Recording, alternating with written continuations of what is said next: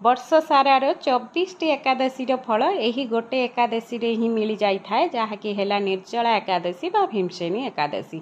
यही एकादशी व्रत करने द्वारा मनुष्यर जानतरे हो बा अजानतरे हो जेतिकी भी भूल बा पाप करी सबु पाप बा भूल नष्ट हो जाए था।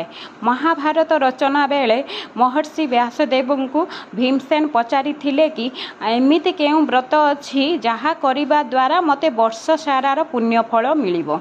जेहेतु पंचु पांडवक मध्यरु भीमसेन केवल एकादशी करू नथिले सेथिपाई से व्यासदेवଙ୍କ ठारू पचारि बुझिथिले एकादशी विषय रे एमिति एक एकादशी व्रत जहाँ करने द्वारा मनुष्य को कोटि कोटि पुण्यफल मिलवा सहित सबु एकादशीर पुण्यफल गोटे एकादशी रे ही मिल जाई थाए जेटा कि है निर्जला एकादशी जहाँ भीमसेन को व्यासदेव कहिथिले। आउ सेई दिन ठारू भीमसेन यही निर्जला एकादशी को पूरा श्रद्धार सहित पालन करथिले। यही एकादशी व्रत आपण माने निर्जला रही भी करि परिबे नहेले शरीर रे कोनोसी जदि रोग अछि किंबा देह जदि सेटिक सपोर्ट करू नाही आपण माने फल मूल खाइकी और पानी पीकी भी करि परिबे। भगवान भक्ति और भाव देखंती आ शरीर को कष्ट देकी कोनोसी व्रत बा पूजा सफल होई पारे नाही। केमिति लागिला ई छोट मिनी ब्लॉग टी कमेंट रे कहि।